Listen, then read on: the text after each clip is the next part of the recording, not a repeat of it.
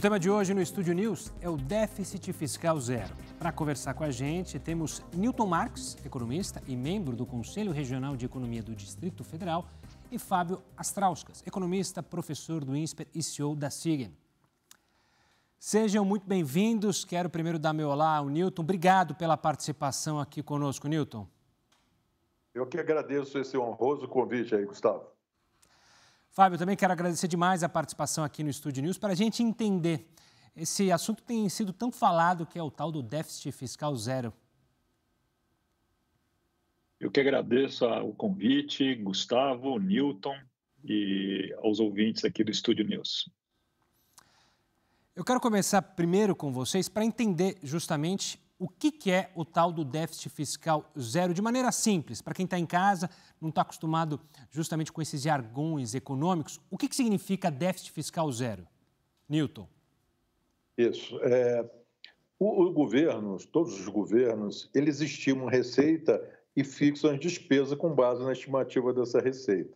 Então, a partir do momento que ele diz déficit zero, é que a receita vai ser igual à despesa. Isso no caso do primário, ou seja, exceto o serviço da dívida. Fábio, Newton explicou exatamente o que é o déficit. Mas a dinâmica dos países, como ela funciona? Todo país tem que ficar com déficit zero, tem que ter superávit, ou não? Ou pode acontecer de algum país gastar mais do que arrecada? Assim como bem o Newton explicou, né, o déficit nada mais é o superávit, é a diferença entre o que o país arrecada através dos seus impostos e o que ele gasta, né, nas suas despesas. O ideal seria, assim como na nossa vida particular, que nós não gastássemos além daquilo que arrecadamos ou de que recebemos. Assim também com os países. Então, o déficit deve ser encarado sempre como algo transitório, algo negativo, mas às vezes necessário.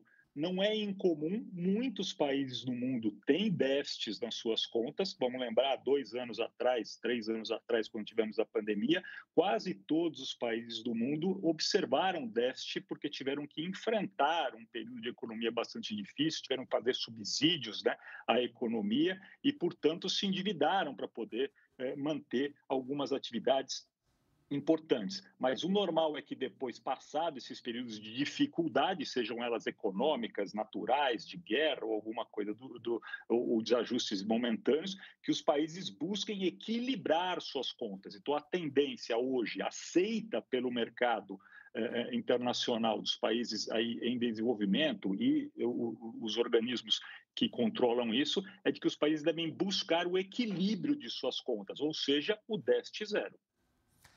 Pegando esse gancho que o Fábio levantou, Newton, o olhar do mercado internacional para o Brasil, como é? Um país que gasta demais, que gasta demais e arrecada de menos, ou arrecada muito, mas acaba gastando muito? Qual é o olhar dos investidores internacionais para o nosso aspecto, antes mesmo da gente falar sobre o que o ministro da Fazenda anunciou há poucos dias, sobre a LDO, sobre esse ajuste e esse rombo fiscal? O grande problema dos investidores, que são os financiadores desse déficit, ou da dívida pública desses países, no caso do Brasil, é saber se no final que ele tiver que resgatar um título, se vai ter dinheiro para pagar ou não. Então, é questão da chamada honrar a contraparte honrar esse pagamento. Então, todas as vezes que tem um déficit maior ou crescente, a sensação dos investidores é que eles não vão receber dinheiro e vão receber papel. E o fato da gente ter uma LDO alterando um arcabouço que tinha sido anunciado há pouco tempo, gera uma preocupação ainda maior dos investidores? Ou seja, há um olhar de desconfiança aqui? Que regra que esse governo segue, professor Fábio? É isso mesmo que acaba acontecendo. Quando você modifica as regras, mesmo depois de ter assumido compromissos, como foi o caso do atual governo com relação à sua política fiscal, a quanto ela irá arrecadar versus o quanto ela irá gastar, e essa mudança é para um patamar inferior, ou seja, no nosso caso, aí estamos discutindo o que era antes ou atualmente, né, válido, um superávit, né, de 0,5%, e que nós estamos transformando agora uma proposta na LDO para 2025 de um déficit zero. E isso há aí ainda um conjunto aí de variação no meio do caminho, mas significa que a gente reduziu, né, a expectativa de formar dinheiro para pagar o endividamento público. Isso traz para o mercado uma sensação ruim, uma sensação de que o governo não está conseguindo cumprir com as suas metas originais e que, se ele não consegue cumprir já antes da metade do governo com as suas metas originais, pode ser que ele ainda tenha mais dificuldades à frente. Em tendo dificuldades, não vai conseguir arrecadar o suficiente e, como bem disse o Newton, vai ter dificuldades de honrar aquela dívida que já contraiu no passado e que está sendo remunerada, né, pelos investidores. Então, isso vai ser feito necessariamente à base de alguma troca, algum aperto, talvez, possivelmente, algum aumento de juros para conseguir emitir e rolar essa dívida. Pegando ainda sobre a LDO, Newton, qual que é a explicativa, ou existe explicativa econômica, ou é mais uma questão política que a equipe econômica desse governo não conseguiu vencer o braço de ferro com a equipe política e, por isso, essas alterações agora de déficit na LDO? Eu sempre costumo dizer nos meus debates, né, nas minhas entrevistas, que não dá para dissociar o econômico do político. Por quê? Porque não é uma receita de bolo de você tocar uma economia e achar que vai, pura e simplesmente, aumentar a receita e manter uma despesa num determinado nível. Vai depender politicamente. Então, se nós considerarmos que o atual governo é um governo de coalizão, onde que o presidente Lula teve que fazer negociações ou concessões com um grupo que dá sustentação no Congresso, porque não tem jeito você imaginar uma democracia onde aqui o Congresso não tenha uma representatividade para poder discutir as propostas do governo. Então, aí é que mora o problema. É um problema político.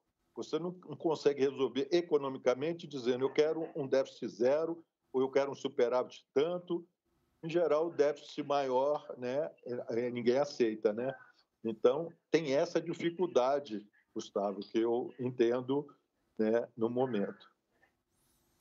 Ainda falando sobre isso, professor Fábio, muito se fala que até a decisão de alterar os números da LDO tem relação justamente com o ministro da Fazenda olhar para um Congresso não tão mais auxiliar ao governo nas suas propostas.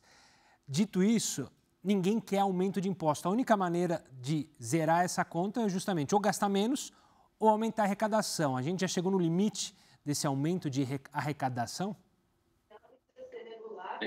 Quero acreditar que sim, que o nível de arrecadação, a carga tributária, como costumamos dizer no Brasil, ela já é em níveis bastante altos. Alguns podem argumentar que há países desenvolvidos que têm uma carga até superior, mas isso não reflete a condição econômica da população brasileira, não permite, né, que haja uma carga maior por conta da renda média do trabalhador brasileiro.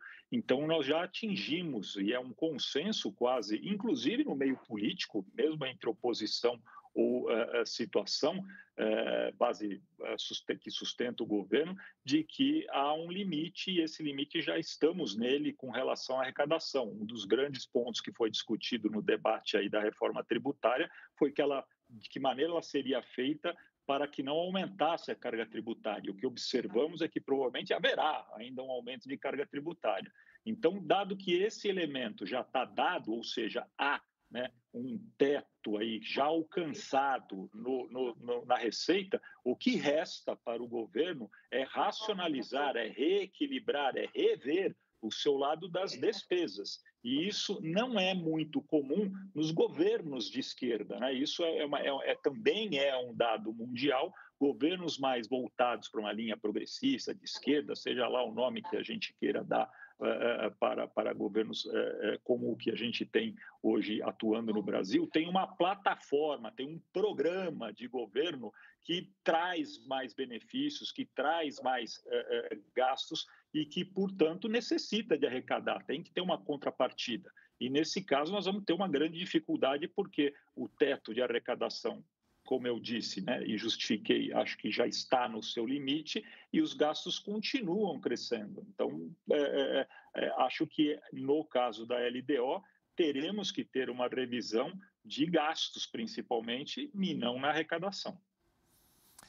Newton, é possível rever essa questão de gastos? Porque, como o Fábio falou, se a gente olhar para o governo petista e para outros governos do próprio presidente Lula, passados, os últimos dois, ele sempre foi alguém que usou o Estado para justamente financiar obras, financiar a economia, e esse é o caminho. É possível ver alguma maneira do governo segurar gastos, ou mesmo usando essa maneira de financiar as obras, isso pode afetar investidores olharem, melhor não botar o dinheiro aí porque está se gastando demais? Eu acho que tem espaço para racionalizar esses gastos. Isso, obviamente, que tem que partir do próprio presidente Lula, né, junto com a sua base. Mas eu acredito que tem, mesmo o presidente Lula ter prometido na época da campanha determinado tipo de política para, por exemplo, repor o ganho real do salário mínimo, certos gastos no SUS, né? Então, as chamadas políticas públicas, ele pode, mas pode também racionalizar esses gastos. Tem muito gasto e já se falou que isso daí é desnecessário e pode ser repensado. Fábio, quando a gente fala de déficit, quando a gente fala dessas questões econômicas e dessa briga, puxar lado econômico, lado político, o quanto que isso pode afetar no nosso desempenho, no nosso PIB ao final do ano? Ele pode frear justamente um crescimento brasileiro? Essa é uma pergunta bem interessante, viu, Gustavo? Porque no curto prazo, o que a gente vê é o contrário, né? Quando o governo costuma e gasta mais, ele acaba levando parte desse gasto para um crescimento do PIB, pelo menos no curto espaço de tempo. O problema é no médio e longo prazo, ou seja, na sustentabilidade desse crescimento de PIB ou dessa maneira de atuar. Vou explicar. O que acontece é que se você, num primeiro momento, gastou mais, adquiriu mais dívida, trouxe mais dívida, essa dívida necessariamente, para ser rolada, para ser honrada, vai ter que remunerar aquele que comprou essa dívida, né, que emprestou, afinal, o dinheiro para o Brasil. O Newton até lembrou bem, na maior parte, instituições privadas, né, estamos falando aí de bancos, pessoas físicas e jurídicas que adquirem aqueles títulos do Tesouro Direto, tudo aquilo que a gente tem aplicado em renda fixa, né, se algum de nós tem, basicamente tem contrapartida de dinheiro público de dívida do governo. Então, esses títulos, eles lá na frente, se há uma dúvida com relação à capacidade do governo de pagar isso, porque está fazendo déficit, então não está juntando dinheiro para pagar essa dívida lá na frente, vai aumentar juros. Aumentando os juros, a capacidade de investimento não só do governo, como também do setor privado, diminui muito. É o que temos passado nos últimos 2 anos com os aumentos seguidos que tivemos de Selic, né, até a metade do ano passado, quando então a trajetória se inverteu e agora temos aí essas leves quedas que estão derrubando a Selic. O medo que se tem é que se o governo, com essa sinalização de descumprir, não é descumprir a palavra, mas de flexibilizar, de modificar, né, a lei de diretrizes orçamentárias para um patamar mais folgado, isso leve, né, uma interpretação do mercado de que o governo está com dificuldade de poder fazer a sua poupança para pagar essa dívida no futuro, e isso impeça a continuidade da trajetória de queda de juros ali a partir do segundo semestre. Newton, sobre as questões inflacionárias, essas alterações da equipe econômica na LDO, isso pode afetar esse ciclo que o Fábio falou de queda de juros e causar uma pressão inflacionária no nosso país? Existe essa possibilidade. O Comitê de Política Monetária do Banco Central, que fixa a taxa básica de juros da economia, a taxa Selic, ele olha para estimativas de inflação, ele vê produto potencial, quais são as expectativas com juros futuros, e é claro que os agentes que financiam essa dívida, eles podem ficar desconfiados em relação ao futuro, conforme o professor Fábio colocou, e aí isso pode pressionar os juros futuros e isso diminuir essa redução da taxa básica de juros pelo Comitê de Política Monetária do Banco Central. Não tem como não falar de inflação e não citar a questão também do dólar. Professor Fábio, a gente está acompanhando já há algum tempo seguidas altas da moeda americana. Obviamente que também com relação à LDO ou não, ou o que mais pode estar transformando essa alta recente de maneira crescente que a gente tem acompanhado na Bolsa? Nesse momento, a alta, ou pelo menos até este momento, até essa semana, a alta do dólar não foi influenciada pelas questões aí da revisão da LDO. Outros fatores levaram o câmbio a se desvalorizar, o real se desvalorizar frente ao dólar. Qual o principal fator que ocasionou isso? O principal fator é que há uma inflação, não só no Brasil, mas também no restante do mundo, e aí vamos tratar especificamente lá nos Estados Unidos, bastante resiliente, ou seja, bastante difícil de ser derrubada. Ela está acima da meta no Brasil dentro da meta, abaixo do teto da meta, acima do centro da meta, nos Estados Unidos acima da meta, na Europa acima da meta, e essa inflação, no caso dos Estados Unidos, ela tem persistentemente, resistido em cair. Então, ela continua subindo ou caindo muito vagarosamente, e isso fez com que lá nos Estados Unidos o Fed, que é o Banco Central americano, revisse as suas posições de derrubar juros lá. Assim como aqui nós estamos derrubando a nossa taxa de juros, lá nos Estados Unidos havia uma sinalização de uma derrubada da taxa de juros à medida que a inflação lá fosse caindo. Isto não está acontecendo na velocidade que os americanos previam e, portanto, os juros nos Estados Unidos não está caindo na velocidade que se previa. Os juros dos Estados Unidos não caindo significa que a remuneração dos títulos lá, a mesma coisa que estamos falando aqui no mercado interno, vale para lá, passa a ser bastante atrativa. E aí, na comparação com uma rentabilidade no Brasil e uma rentabilidade nos Estados Unidos, mas com uma segurança maior nos Estados Unidos, que é um país mais seguro, é um país mais estável do que o Brasil, e isso não só na condução do dia a dia, mas como também nas sinalizações que o governo nos dão, faz com que alguns investidores, e não poucos,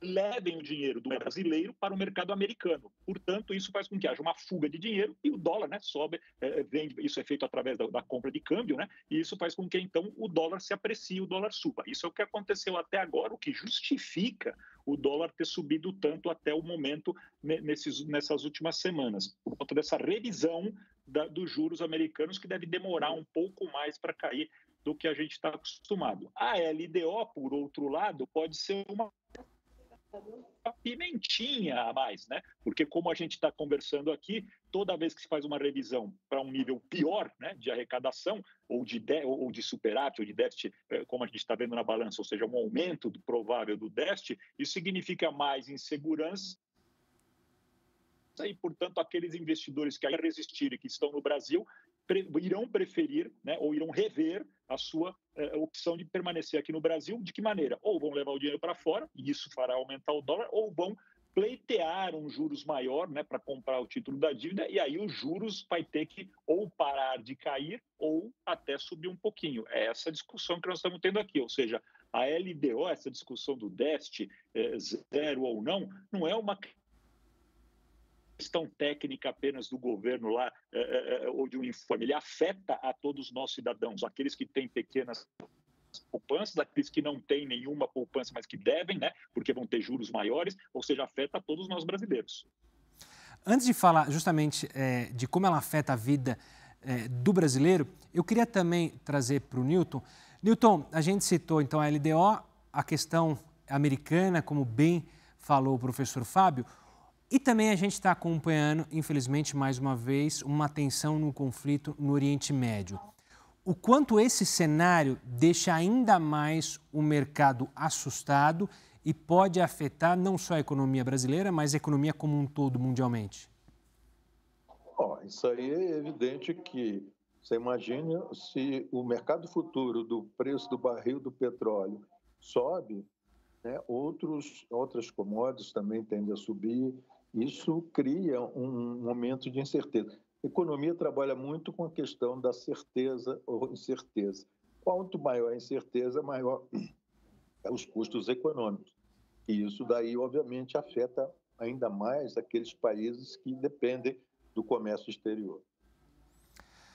Fábio, falando do brasileiro, aquele que não é um investidor, que não está acompanhando a Bolsa, que não tem justamente a sua carteira de investimentos, mas que fica preocupado quando vê essas notícias, como é que isso pode afetar a vida dele? A inflação é um tema que a gente falou, ou seja, pode haver aumento de preços nos supermercados. Quem tem um negócio e estava pensando em fazer um investimento recua porque vê os juros mais altos? Os dois fatores acabam afetando, infelizmente, nesse momento, mais uma possível positivo. Juros, como você citou, embora a trajetória dos juros do Brasil desde a metade do ano passado tenha sido de queda, né, e ainda há uma projeção de que pelo menos na próxima reunião do Copom haverá mais uma queda de 0,5 ponto percentual, essa queda pode atingir ali um nível não o ideal. Nós estimamos sempre que no Brasil a taxa de juros real deveria ficar em torno dos 4%, ou seja, inflação mais 4%. Se a gente tiver uma inflação mais alta, significa juros também mais altos. Então, tudo isso concorre contra, né, aquele que está querendo montar o seu negócio ou aquela pessoa que vive de salário e vai fazer suas compras, porque há uma expectativa, caso, né, os juros... no caso da inflação subir, que ele vai ter uma perda monetária. Como lembrou o Newton, esse cenário de instabilidade mundial, né, econômica, por conta dos conflitos que nós temos aí, vários e importantes, né, no Oriente Médio, a Rússia contra a Ucrânia, entre outros, ele pode trazer momentaneamente, e isso impacta muito toda a cadeia de produção, um aumento substancial do barril de petróleo. Então, nós podemos chegar a um preço de petróleo que vá, no médio prazo, a elevar o preço de combustível, portanto, vai elevar o preço de transporte, portanto, vai encarecer, de alguma maneira, o produto final que é consumido, mais inflação. Então, nesse momento de queda de inflação que a gente está vivendo, esse não é um cenário de boas notícias, né? Ele pode não se configurar, o cenário de guerra pode se acalmar aí nos próximos meses, o petróleo pode não subir tanto aí e voltar para os patamares atuais e ficar, né, comportado, e aí o efeito na inflação será menor. Então, o que a gente hoje trabalha é com um cenário de, se houver instabilidade, provavelmente haverá uma dificuldade para derrubar juros no segundo semestre, porque a inflação será mais resistente do que se prevê. Newton, olhando para esse cenário desafiador, não vou dizer pessimista, mas desafiador, é possível a gente pescar boas expectativas ou esperanças para a economia brasileira, ou o cenário é mesmo de desafio e é bom apertar os cintos? Eu acho que em todo momento de incerteza econômica, eu acho que tem que realmente apertar os cintos. Apesar de que o Brasil é uma economia que ela não depende tanto do exterior como outras economias. Então, nós temos uma economia doméstica aqui, uma demanda doméstica muito boa, né? Então, é questão de arquitetar a política macroeconômica, e aí nós poderíamos ter não uma situação muito, muito boa, mas pelo menos, conforme você falou, um cenário mais positivo, né? Também quero ouvir do professor Fábio, a gente já está se encaminhando para o final, mas também queria ouvir sobre um cenário, esse cenário futuro, a expectativa, obviamente que a questão da instabilidade mundial é muito grande. A gente teve, então, aqui no Brasil, a mudança na LDO, que também gerou essa instabilidade no mercado, Mas olhando para frente, a gente falou muito dos desafios. É possível manter uma expectativa positiva, pelo menos para alguns setores, e que possam ajudar ao nosso país a crescer, mas crescer de maneira sustentável? Eu vou responder a sua colocação, Gustavo, com um fato, um dado bastante curioso. Ao longo dos últimos 2 anos, para 2023, que aconteceu, e agora para esse ano de 2024, toda vez que você faz junto, né, ao mercado, a gente chama isso da pesquisa do boletim Focus, né, que é feito com várias casas de economia, bancos, várias instituições, faz as pesquisas da expectativa de crescimento do PIB. Durante o ano passado, as expectativas mês a mês para o PIB do ano passado foram aumentando ao longo do tempo, ou seja, o país era mais pessimista e os números foram melhorando ao longo do tempo, e para a perspectiva de 2024, a mesma coisa está acontecendo. Se as pesquisas fossem feitas em junho do ano passado, previam um crescimento de 9%. O que eu quero dizer com tudo isso? Que, regra geral, os economistas, né, não sei se o Newton colabora ou está nesse rol, mas eu com certeza sim, regra geral, nós somos mais cautelosos, mais pessimistas, mais conservadores com relação ao cenário. E, ultimamente, o que tem acontecido, na verdade, é que, de alguma maneira, o país tem crescido além das nossas expectativas e tem conseguido passar por esses desafios que se impõem, né? Mudança de LDO, crise lá fora, alteração de juros e essa dificuldade toda de uma maneira até um pouco melhor do que aquela que a gente prevê, né, nas conversas que temos. Quero acreditar, e é uma esperança de brasileiro, que nós continuaremos, né, com essa característica de ter um cenário, na verdade, futuro melhor do que aquele que a gente está conversando aqui. Porém, é preciso colocar que isso não acontece se o governo dá mãozinha, né? Dar sinalizações ruins, né? Sinalizações como essa que a gente viu essa semana, uma revisão para baixo da LDO, ou notícias como de intervenção em estatais, ou outras, né, que acabam interferindo na economia, na regra geral, não colaboram para uma economia melhor, o que colaboram sim para que haja mais incerteza, mais turbulência no mercado. Mas, no final das contas, quero acreditar que o cenário futuro para o Brasil deva ser melhor do que o que a gente está desenhando aqui, e espero que assim seja, né? Tá certo. Fábio, eu quero agradecer demais a sua participação aqui conosco no Estúdio News. Um forte abraço e até uma próxima. Obrigado, Gustavo. Obrigado para quem nos assistiu aqui no Estúdio News. Newton, obrigado também pela participação. Uma honra tê-lo aqui para falar sobre economia. Eu que agradeço, honroso convite e ter a oportunidade de poder conversar com o professor Fábio. O Estúdio News de hoje fica por aqui. Eu conversei com o Newton Marques, economista e membro do Conselho Regional de Economia do Distrito Federal, e Fábio Astrauskas, economista, professor do INSPER e CEO da Sigen. Você já pode acompanhar essa entrevista lá no nosso canal no YouTube, também pelo Play Plus e pelo nosso podcast disponível no Spotify, no Deezer. Eu espero você no próximo programa. Até lá!